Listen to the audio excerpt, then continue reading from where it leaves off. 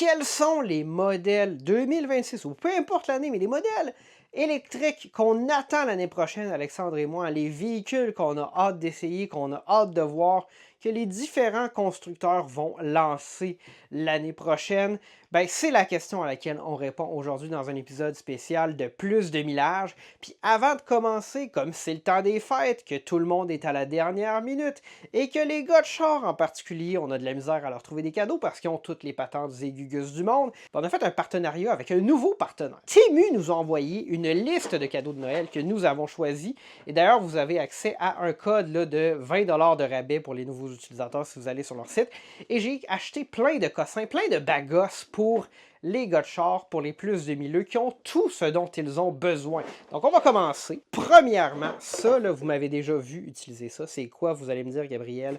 Ben ça, c'est un kit, en fait, d'outils pour faire les freins d'une voiture. Donc là, ça tombe toujours quand on l'ouvre, mais grosso modo, c'est un kit avec des vis, des outils pour comprimer les étriers de voiture.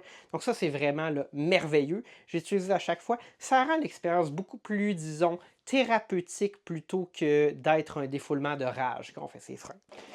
Le deuxième cadeau, un lecteur de code OBD2. Bon, vous allez me dire, oui, mais moi j'ai une auto électrique, j'ai jamais de problème. C'est vrai, mais vous avez peut-être un ami qui a un char à gaz qui, lui, a des problèmes. Avez-vous pensé à ça?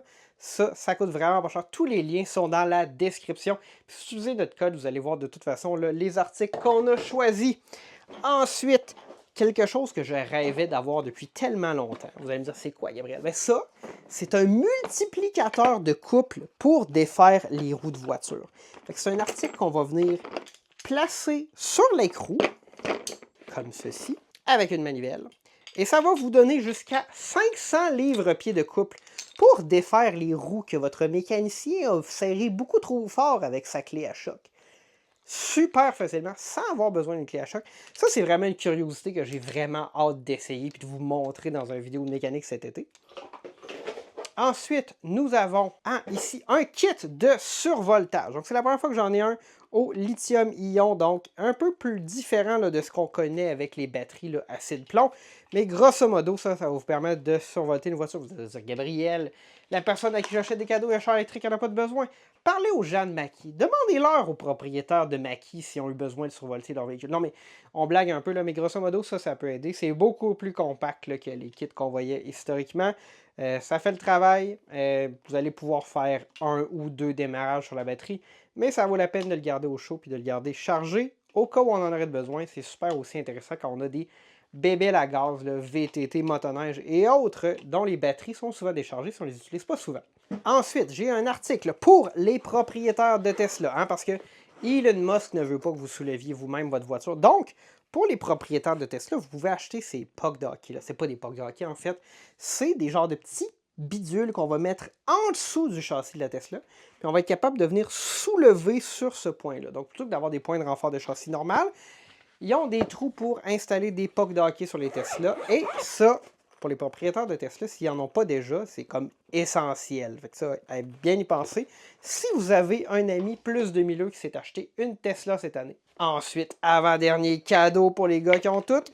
Un kit ici, là, avec des douilles pour les roues, mais qui sont protégées avec du plastique. Parce que moi, là, mon RAV4, si vous regardiez les roues en alerte dessus, vous auriez vraiment honte de moi. Et j'ai honte de mon véhicule parce que les roues sont complètement détruites parce que j'ai pas utilisé des petits écrous comme ça. Peut-être faire attention de ne pas les utiliser, par exemple, avec une clé à choc, mais avec là, une barre de force ou avec le petit outil qu'on a montré au début, ça va faire le travail. Et puis, le dernier cadeau, ben là, un peu pour, comme le truc des Tesla, mais ça, c'est un petit truc aimanté que vous allez venir mettre sur les renforts de châssis. Fait que si vous avez un cric hydraulique là, avec une surface plane, ça va éviter de venir plier les renforts, là, surtout sur les véhicules un peu plus âgés. C'est juste le coller là, ça tient bien droit, et puis boum, on pousse et ça tient en place, c'est aimanté. Ça fait le tour pour notre petite promo. Là, fait que si vous avez envie là, de vous acheter des cadeaux de Noël, soit pour vous ou pour un ami de dernière minute, utilisez notre code promo, 20$ de rabais. Puis c'est des articles là, que moi, j'ai hâte d'essayer cette année. Et je vous donnerai du feedback là, si j'en ai du positif ou du constructif. On va donc poursuivre avec le cœur du sujet. Puis là, je vais commencer avec la Bolt. La Bolt. Alexandre et moi, on croit qu'on va avoir l'opportunité, parce que ça a été discuté, d'essayer la Bolt en marge du Salon de l'Auto de Montréal à la mi-janvier. Ça va être probablement le premier moment où elle sera disponible pour des journalistes, à moins qu'il y ait des gens plus importants que nous. Donc, la Bolt, tant qu'il nous arrive avec une batterie LFP, là, la recharge qui va être beaucoup plus rapide et un prix de 39 995 $ plus transport et préparation, ça donne aux environs là, de 43 000. Vraiment intéressant. Là. La Bolt, c'est l'auto que j'ai le plus envie d'essayer l'année prochaine.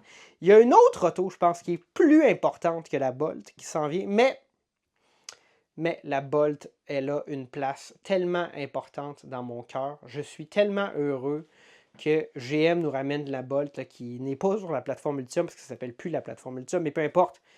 La Bolt qui, en fait, est la Bolt EUV, mais qui nous revient là, en tant que Bolt non EUV, mais EUV, donc dans son format. C'est vraiment une auto que j'ai hâte d'essayer. Je vais essayer de ne pas me spoiler, là, puis j'espère que ça ne sera pas un cas là, de Meet Your Heroes, comme on dit en anglais, où je vais l'essayer, puis je vais être vraiment déçu. Je pense pas que ça va arriver. Parce que l'ancienne Bolt, j'en ai eu une pendant une semaine, puis je trouvais que c'était tellement fantastique. Et chaque fois que j'en conduisais une, c'était rafraîchissant. Beaucoup de couple dans une voiture assez légère de 1600 kg. Vous allez dire, oui, mais Gabriel, une Tesla Model 3, ça pèse 1600 kg, on s'en fout. La Bolt, c'est une petite voiture à haillons, là, avec une petite touche de sportivité que j'adorais. Et j'espère retrouver ça dans la prochaine Bolt.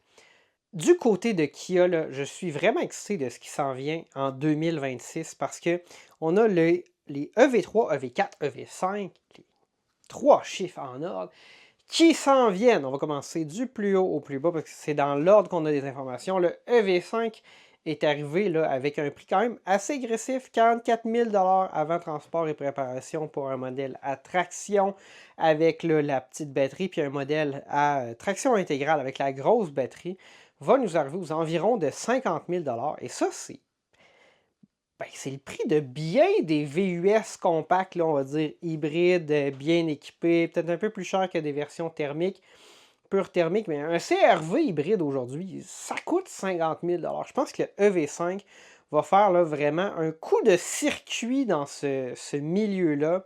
Je pense que le Equinox EV, là, qui est un peu le roi ou le chouchou des ventes chez les Québécois, qui a fait de GM d'ailleurs le constructeur qui a vendu le plus de véhicules électriques en 2025, je pense, la ligne n'est pas finie, là, mais c'est ce qui s'en vient.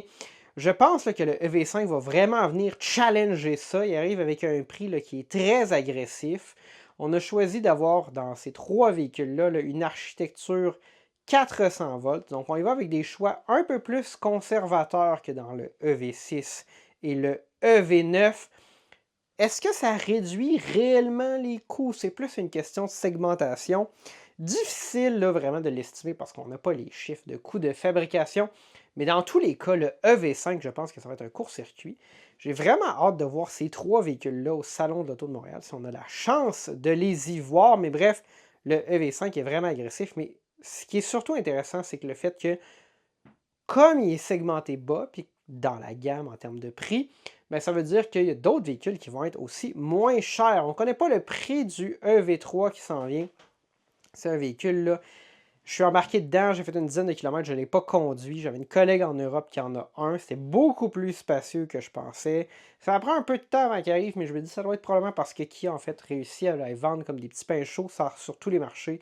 Langage de design de Kia, autant à l'extérieur qu'à l'intérieur, là, on est très, très, très familier dans ce véhicule-là. Si on a conduit quelques-unes des Kia récentes, donc vraiment super le EV3, on connaît pas encore le prix, le EV4. Antoine Joubert faisait là, une revue récemment. Là. On n'a pas eu la chance de l'essayer, nous, en Espagne, mais dans tous les cas, prix de vente au Canada, 38 995 pour la version light, 42 995 pour la version avec la grosse batterie de plus de 80 kWh qui va vous donner une autonomie assez incroyable. Est-ce que la Kia EV4 va être un véhicule important dans le marché? Je pense qu'il faut regarder ça sous l'angle en fait, les EV3 et EV5, c'est les véhicules que Kia va vendre beaucoup à des particuliers. La EV4, je ne pense pas qu'elle va se vendre tant que ça à des particuliers. Oui, il y a des gens qui veulent une auto plus aérodynamique, pas un VUS. plus d'autonomie et tout, et tout, et tout. Oui, il y en a qui vont le choisir, mais moi, je pense que la EV4 à 38 995, ça va être la voiture électrique avec une autonomie décente, la moins chère sur le marché. La Bolt sera très légèrement plus chère et je pense que ces deux véhicules-là vont s'arracher le marché des flottes, que ce soit des véhicules d'auto-école, voitures classiques de livraison de poulet, là, comme moi et Alexandre on dit. Donc, une voiture qui est utilisée pour faire de la livraison qui appartient à une flotte, qui appartient par exemple à une série de restaurants. Ce genre de choses-là, ou même des fois des livraisons de pièces automobiles, des affaires de on n'a pas besoin d'une vanne. Je pense que ça va être des véhicules extrêmement intéressants. J'ai très hâte de les voir. J'espère qu'ils vont être au Salon de l'Auto de Montréal en janvier. J'ai hâte de les essayer aussi, tous les trois.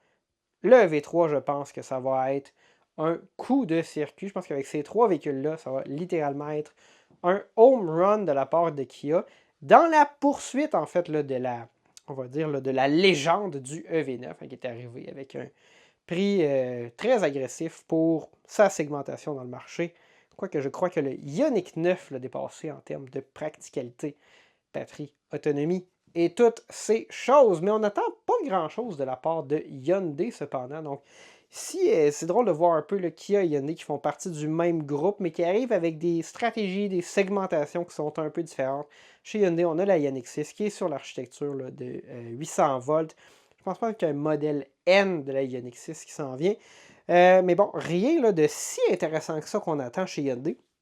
Après ça, chez Ford, quand que je préparais cet épisode-là, je m'étais dit, Ford nous a teasé hein, le T3, la prochaine camionnette, peut-être quelque chose de plus petit que le F-150 qui s'en viendrait. Puis là, j'étais là, ça doit s'en venir, ça doit s'en venir. Hein. C'est un peu comme le F-150 Lightning 2024 avec la batterie LFP, qui n'est jamais arrivé. Ben, finalement, le T3, c'est pour 2028. Alors, on pourrait voir des prototypes en 2027, mais des ventes de ce véhicule-là, de cette nouvelle camionnette-là, là, nouvelle génération post-F-150 Lightning, c'est pour 2028. Donc, c'est complètement pas intéressant.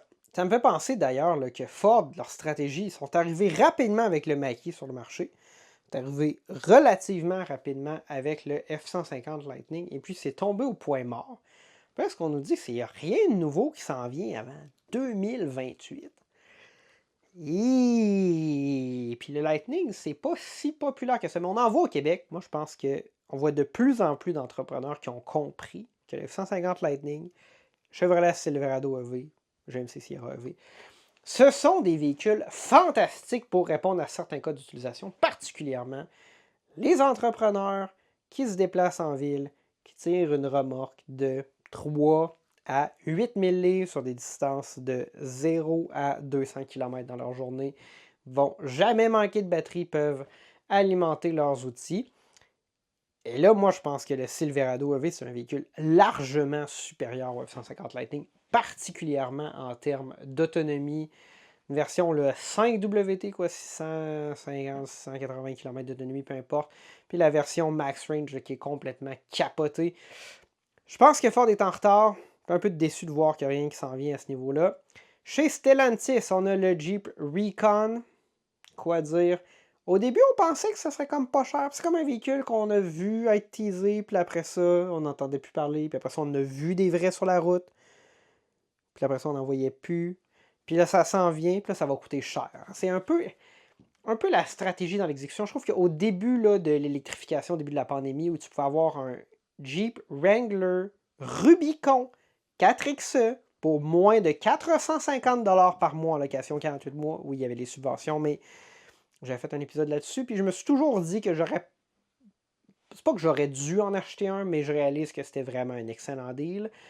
En regardant en arrière, aujourd'hui, ce sont des véhicules qui coûtent quoi? 80 000 $, 70 000 $ et plus.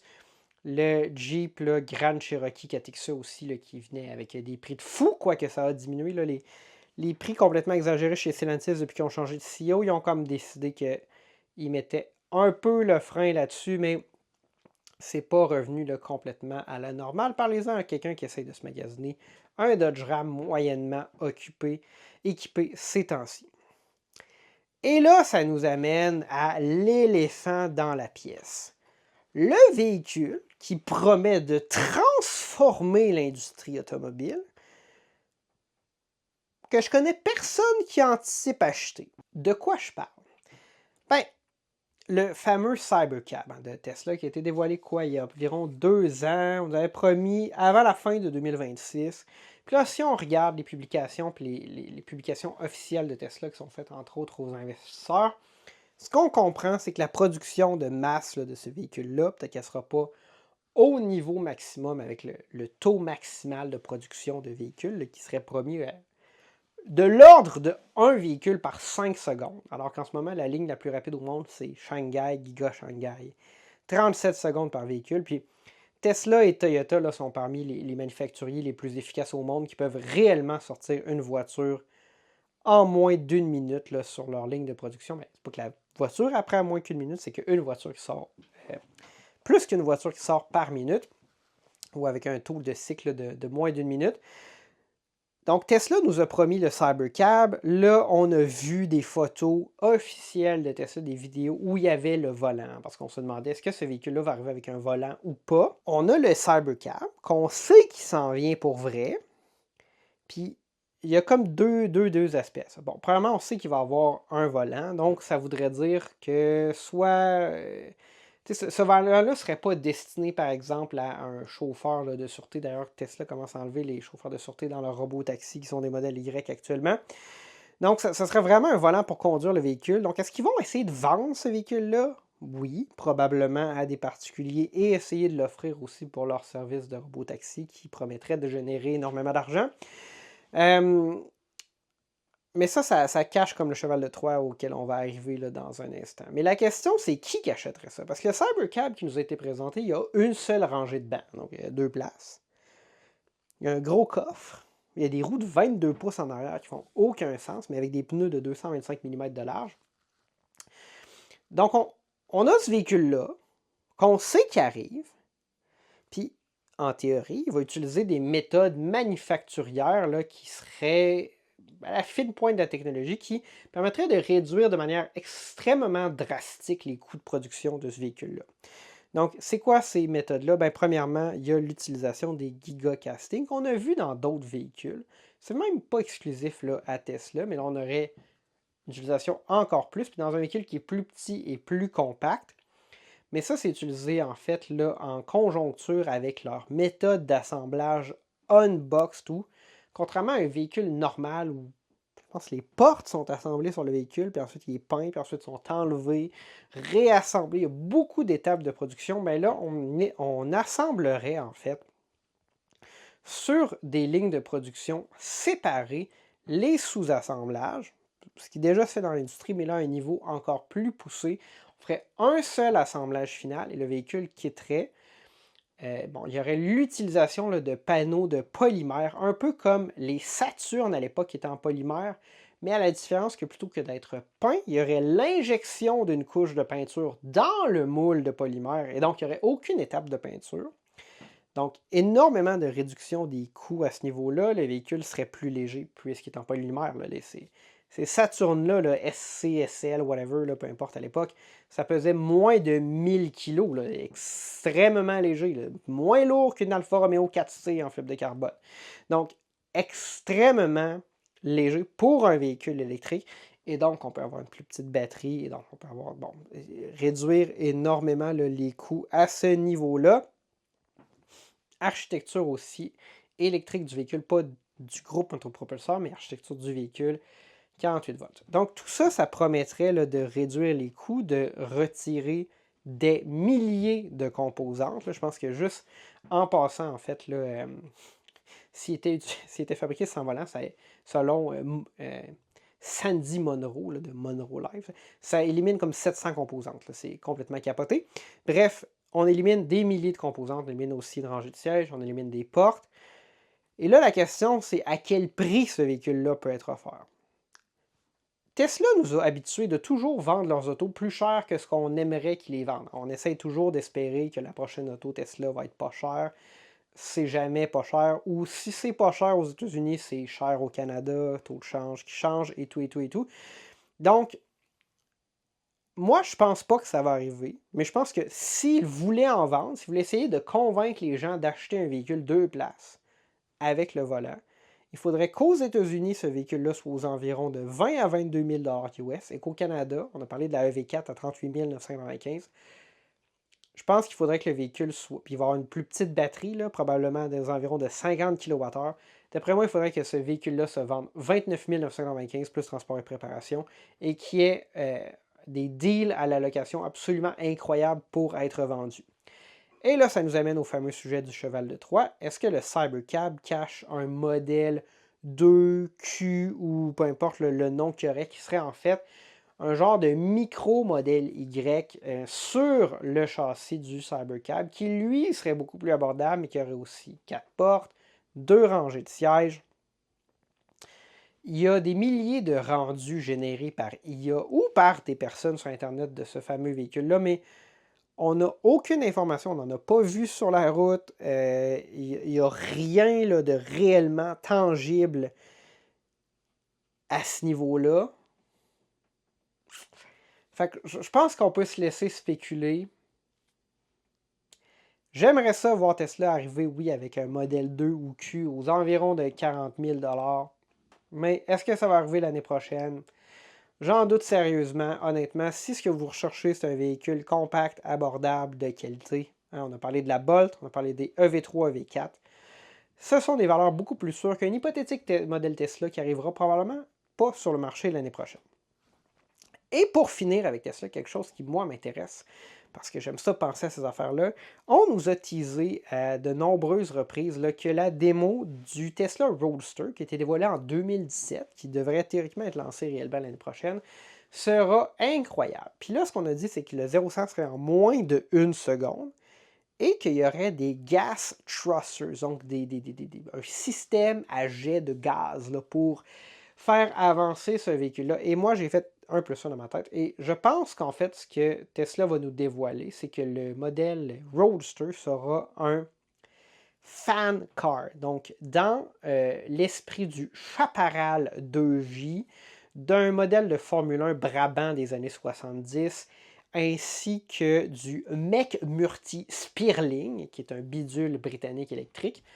Ça, c'est 3 véhicules qui utilisent un ventilateur immense, alimenté soit électriquement ou par le moteur dans le cas de la Formule 1 Brabant ou par des moteurs de skidoo 2 temps dans le cas du Chaparral 2J, qui aspirent l'air de sous le véhicule pour l'envoyer à l'arrière. Oui, ça crée un peu de poussée, mais c'est pas ça l'important. L'important, c'est que ça colle le véhicule au sol en créant un effet de sol. Et ça permet d'avoir des performances absolument incroyables. Le McMurtry Stirling, l'année dernière, là, ou cette année, a fait un tour de la Top Gear Test Track, donc la piste de Top Gear, plus rapidement qu'une Formule 1 d'il y a une quinzaine d'années, et de genre 5 secondes. Là. La Formule 1 avait comme fait 59 secondes. Et le McMurtry Stirling avait fait 54 secondes. C'est un véhicule où un des prototypes de pré-production avait fait le quart de 1000 en 8,8 secondes, malgré le fait que ça faisait déjà 2,5 secondes qui était dans le limiteur à 250 km/h, parce que ça crée tellement d'effets de sol que, en fait, on vient comme rehausser la grippe, donc l'adhérence des pneus, en appliquant plus de force sur les pneus. Et là, ça permet d'avoir des accélérations qui vont dépasser là, le 1G, qui est pas mal la limite, avec des pneus conventionnels. On peut aller chercher 2G, 2.5G, potentiellement 3G. Et ça, c'est essentiellement là, la seule manière de faire en sorte qu'un véhicule de rue fasse le 0-100 significativement là, en dessous de 2 secondes. Là. Donc, je pense que c'est ce que Tesla va nous dévoiler. C'est ça que j'ai dans ma boule de cristal. Donc, ça fait le tour. Bolt qui s'en vient, les 3 Kia, le Jeep Recon, on s'en fout. Ford n'annonce rien. GM, bon, ils ont une gamme quand même déjà assez complète. Fait que ça fait le tour pour ce qui m'intéresse, mais c'est sûr que j'ai oublié plein de modèles. S'il y en a dont vous aimeriez entendre parler là, à plus de millage, vous avez hâte de nous voir essayer l'année prochaine, inscrivez-le dans les commentaires. Merci d'avoir été à l'écoute. C'était Gabriel pour plus de millage. On se dit à la prochaine.